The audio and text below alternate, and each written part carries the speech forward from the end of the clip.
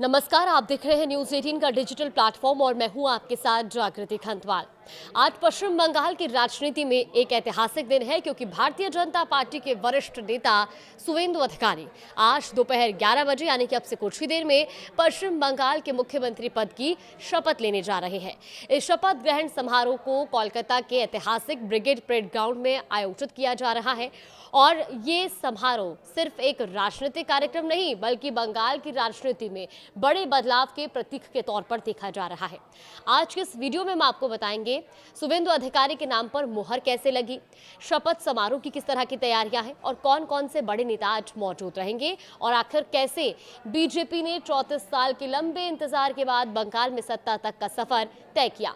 देखिए, सबसे पहले बात आज के शपथ ग्रहण समारोह की। सुवेंदु अधिकारी अब से कुछ ही देर में दोपहर 11 बजे मुख्यमंत्री पद की शपथ लेंगे और ये समारोह कोलकाता के ब्रिगेड परेड ग्राउंड में होगा, जो पश्चिम बंगाल की राजनीति का एक बेहद अहम राजनीतिक स्थल माना जाता है।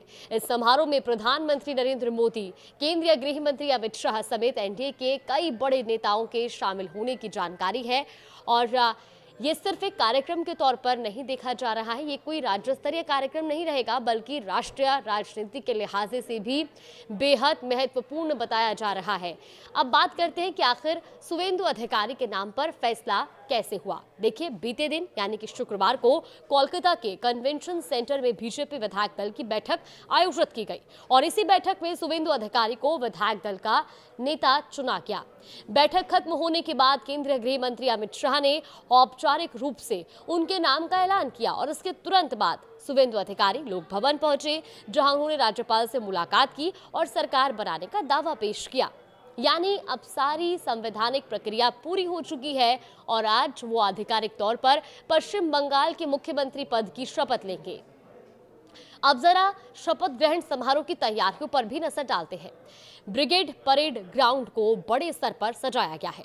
कार्यक्रम स्थल पर वाटरप्रूफ टेंट लगाए जा रहे हैं ताकि मौसम का असर समारोह पर ना पड़े और इसके अलावा बंगाल की सांस्कृतिक पहचान को भी खास तौर पर दिखाने की तैयारी की गई है, क्योंकि मैदान में झालमुड़ी और रसगुल्ले के स्टॉल भी लगाए जा रहे हैं, जबकि पूरे पंडाल को बंगाल की थीम पर सजाया जाएगा। आयोजकों के मुताबिक कार्यक्रम में करीब 1 लाख लोगों के पहुंचने की संभावना है। भीड़ और वीआईपी मूवमेंट को देखते हुए सुरक्षा के भी कड़े इंतजाम किए गए हैं और लगभग 4000 जवानों की तैनाती की जाएगी ताकि पूरे कार्यक्रम को सुरक्षित और व्यवस्थित तरीके से संपन्न कराया जा सके।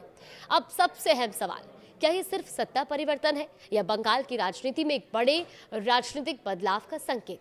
इसे समझने के लिए बीजेपी के बंगाल सफर पर नजर डालने की जरूरी है। देखिए, भारतीय जनता पार्टी ने अपने गठन के बाद 1982 में पहली बार पश्चिम बंगाल विधानसभा चुनाव लड़ा था, लेकिन पार्टी को राज्य में अपना खाता खोलने में पूरे 34 साल लग गए। 2016 के विधानसभा चुनाव में बीजेपी ने पहली बार बंगाल में 3 सीटें जीती थी और उस समय पार्टी का वोट शेयर 10.3% था। इसके बाद 2021 के चुनाव में बीजेपी ने बड़ा उछाल दर्ज किया और 38.4% वोट शेयर के साथ 77 सीटें हासिल की और अब 2026 के चुनाव में पार्टी ने बड़ा राजनीतिक इतिहास रच दिया और 45.84% वोट शेयर के साथ 207 सीटें जीतकर पूर्ण बहुमत हासिल किया है। यानी 2016 में सिर्फ 3 सीटों से शुरुआत करने वाली भारतीय जनता पार्टी अब पश्चिम बंगाल में अपनी पहली सरकार बनाने जा रही है और सुवेंदु अधिकारी राज्य के पहले बीजेपी मुख्यमंत्री बनने जा रहे हैं। राजनीतिक जानकारों के मुताबिक ये न सिर्फ बीजेपी के लिए बड़ी जीत है बल्कि बंगाल की राजनीति में लंबे समय से चले आ रहे समीकरणों में भी बड़े बदलाव का संकेत माना जा रहा है।